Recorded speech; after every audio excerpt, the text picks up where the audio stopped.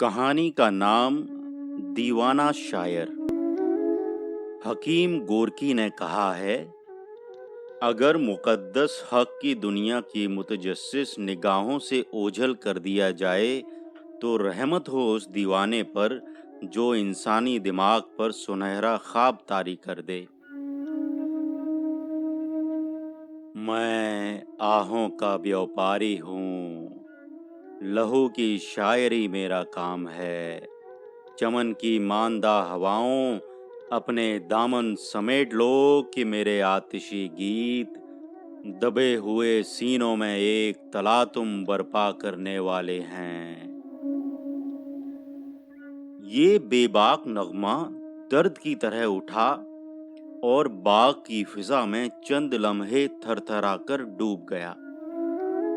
آواز میں ایک قسم کی دیوانگی تھی، ناقابل بیان۔ میرے جسم پر کپ کپی طاری ہو گئی۔ میں نے آواز کی جستجو میں ادھر ادھر نگاہیں اٹھائیں۔ سامنے چبوترے کے قریب گھاس کے تختے پر چند بچے اپنی ماماؤں کے ساتھ کھیل کود میں مہو تھے۔ پاس ہی 2-3 گوار بیٹھے ہوئے تھے۔ بائیں طرف نیم کے درختوں کے نیچے مالی زمین کھودنے میں مصروف تھا۔ میں ابھی اسی جستجو میں ہی تھا کہ وہی درد میں ڈوبی ہوئی آواز پھر بلند ہوئی۔ میں ان لاشوں کا گیت گاتا ہوں جن کی سردی دسمبر مستعار لیتا ہے۔ میرے سینے سے نکلی ہوئی آہ وہ لو ہے جو جون کے مہینے میں چلتی ہے۔ میں آہوں کا بیوپاری ہوں، لہو کی شاعری میرا کام ہے۔ آواز کنویں کے عقب سے آ رہی تھی۔ مجھ پر ایک رقت سی طاری ہو گئی۔ میں ایسا محسوس کرنے لگا کہ سرد اور گرم لہریں بیک وقت میرے جسم سے لپٹ رہی ہیں۔ اس خیال نے مجھے کسی قدر خوف زدہ کر دیا کہ آواز اس کنویں کے قریب سے بلند ہو رہی ہے جس میں آج سے کچھ سال پہلے لاشوں کا انبار لگا ہوا تھا۔ اس خیال کے ساتھ ہی میرے دماغ میں جلیانوالہ باغ کے خونی حادثے کی ایک تصویر کھنچ گئی۔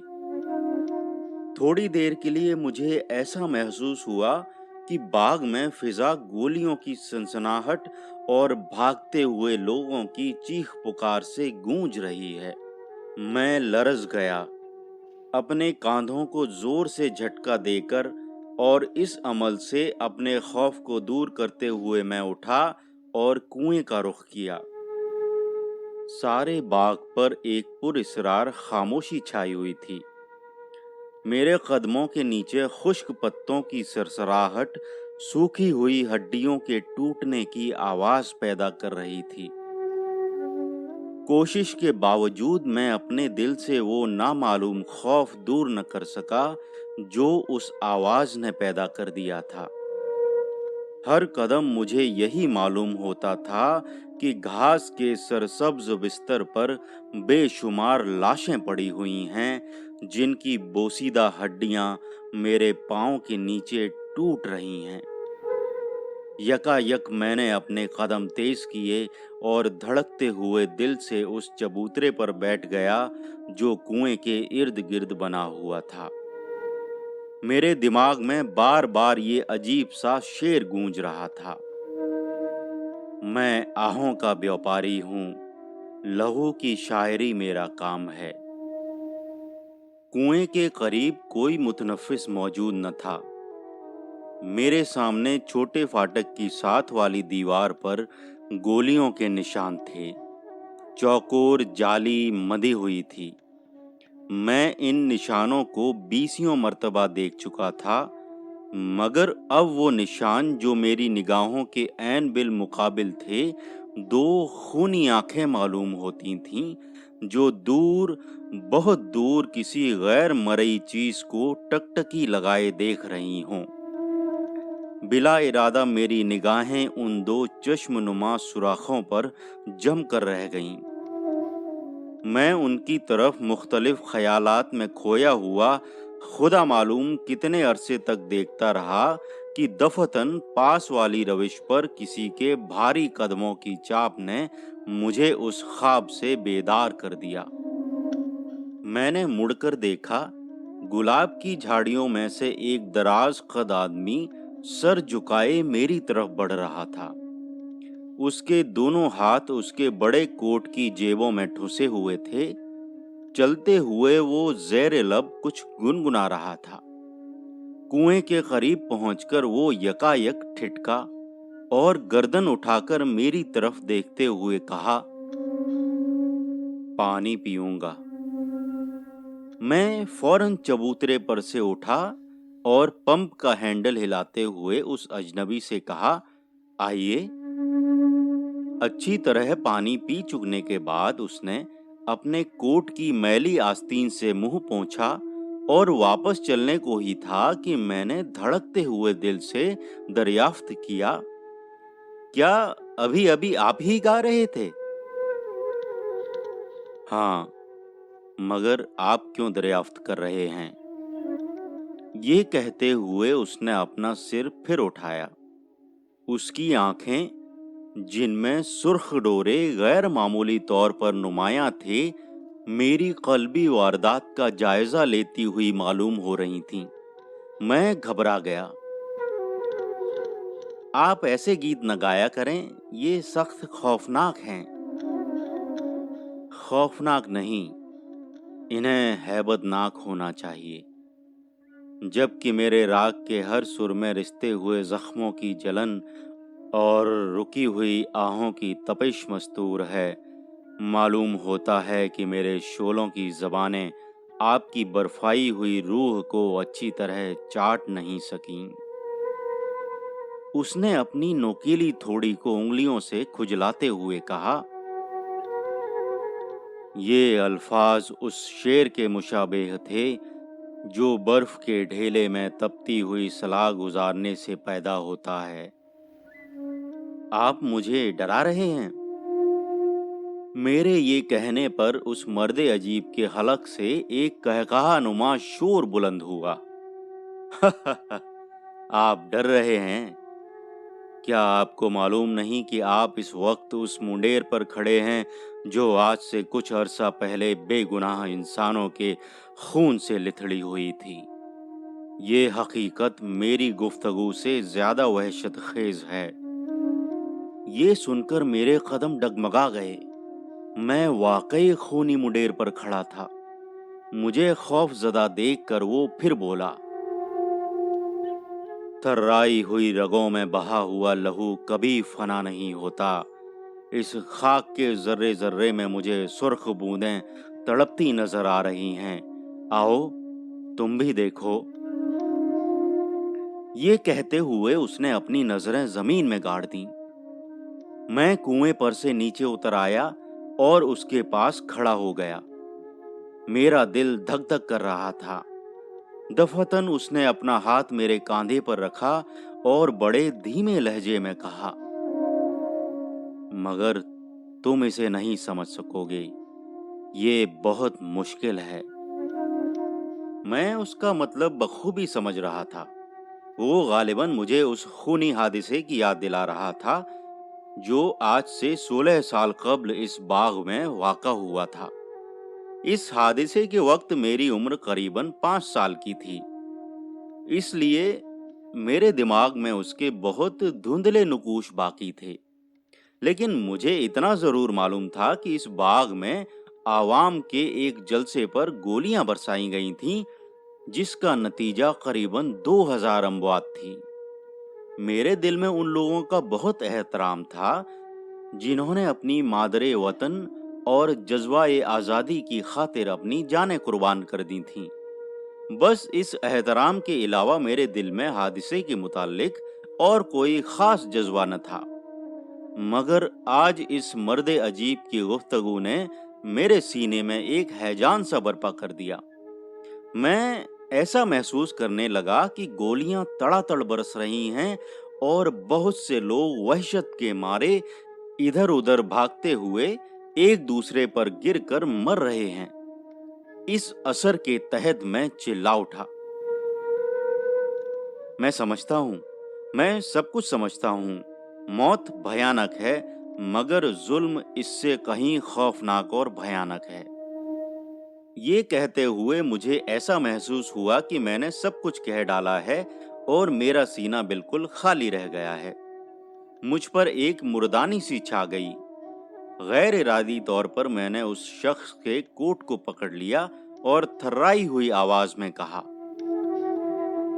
आप कौन हैं? आप कौन हैं?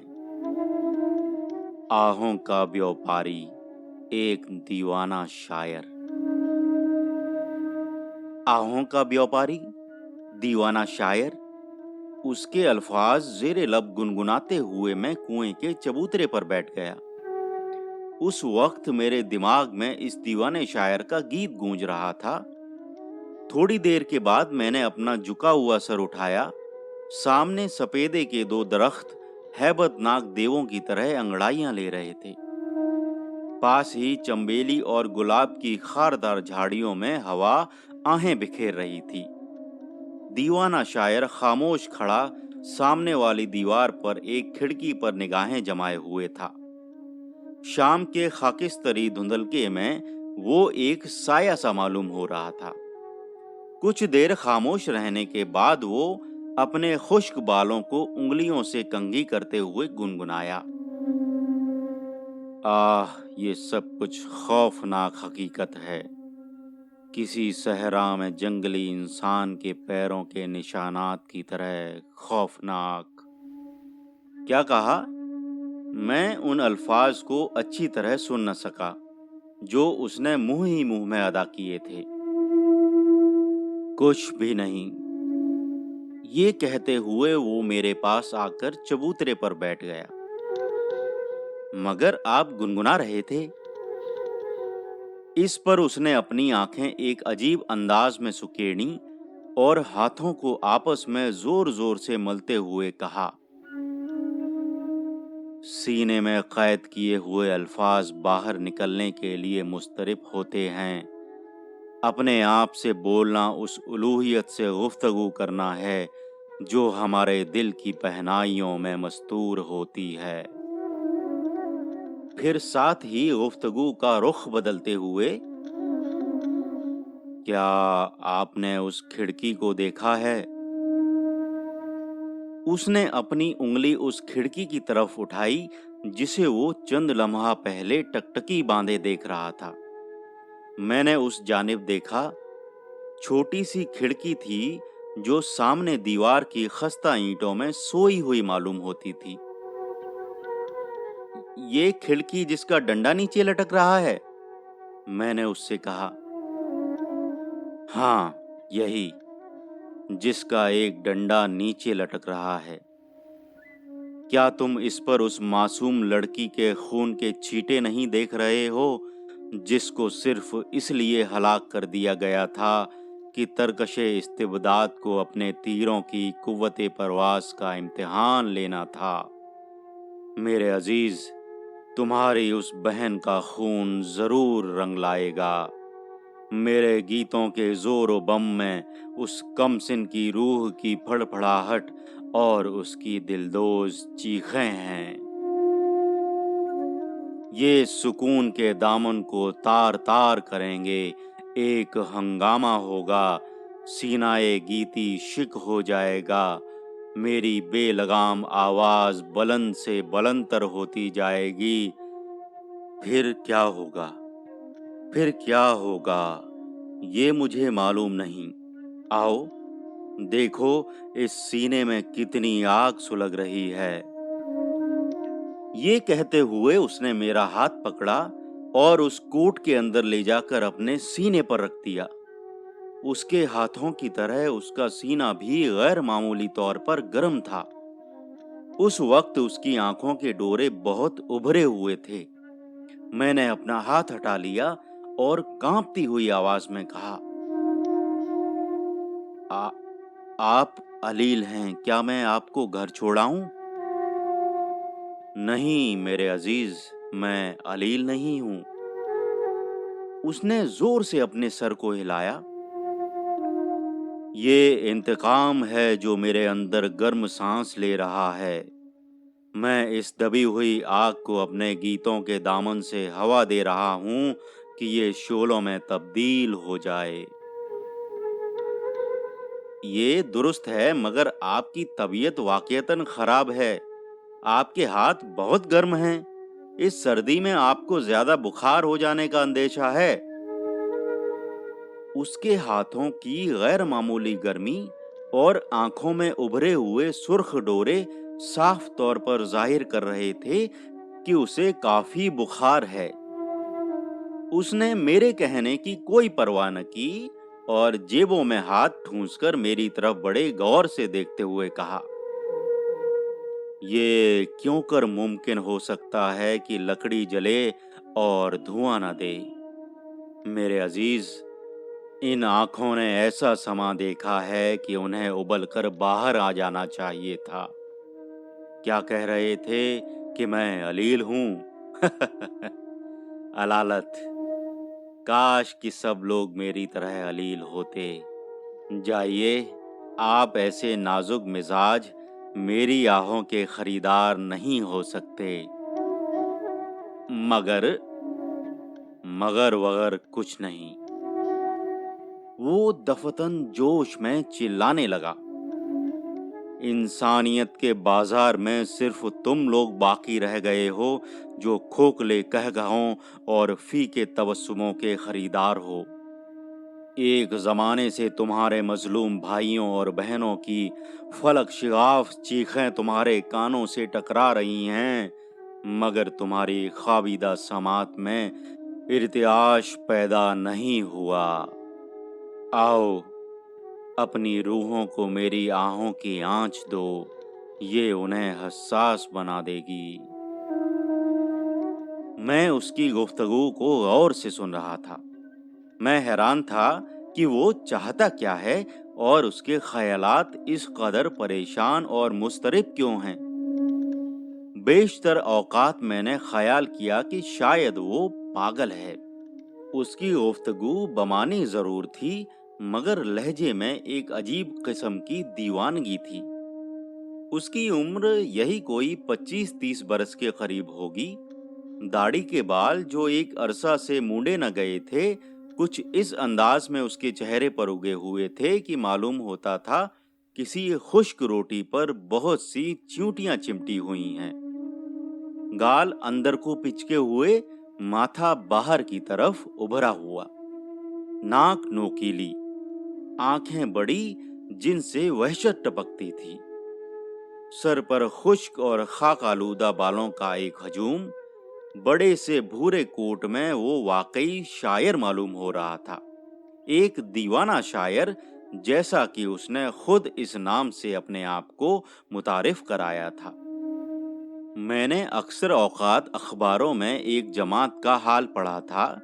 اس جماعت کے خیالات دیوانے شاعر کے خیالات سے بہت حد تک ملتے جلتے تھے۔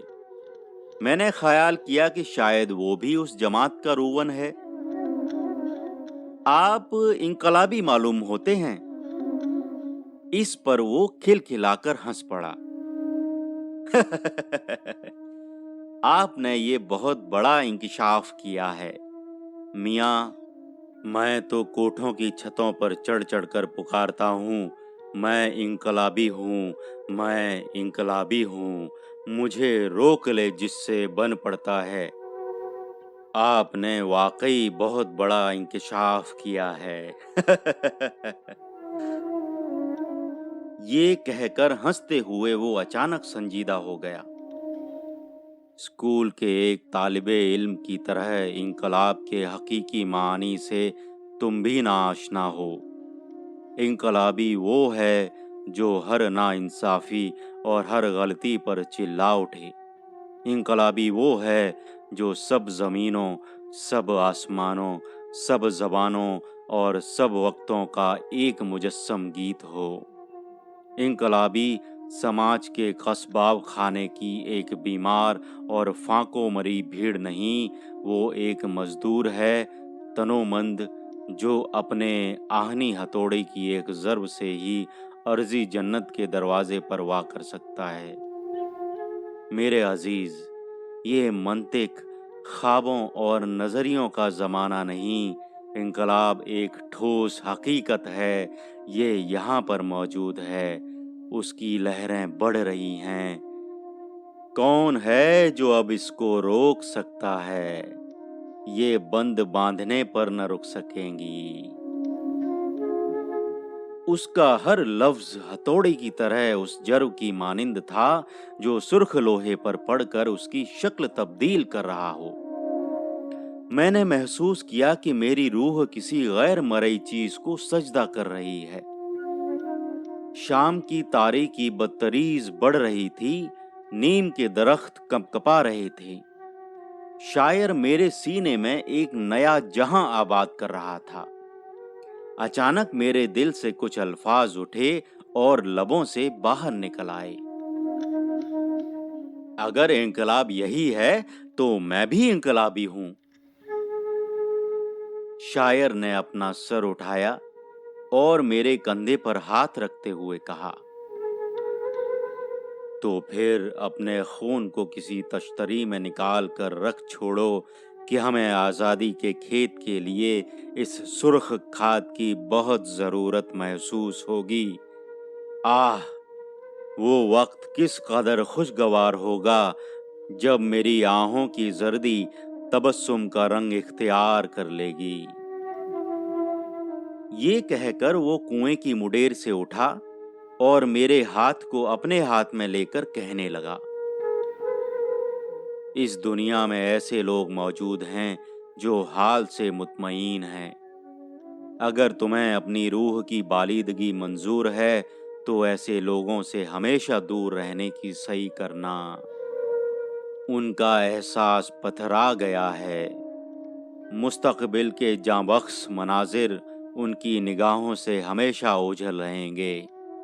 اچھا، اب میں چلتا ہوں۔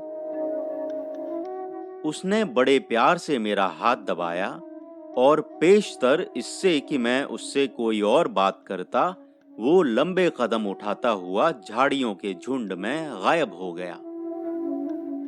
باغ کی فضا پر خاموشی طاری تھی۔ میں سر جھکائے ہوئے خدا معلوم کتنا عرصہ اپنے خیالات میں غرق رہا کہ اچانک اس شاعر کی آواز رات کی رانی کی دلنواز خوشبو میں گھلی ہوئی میرے کانوں تک پہنچی۔ وہ باغ کے دوسرے گوشے میں گا رہا تھا،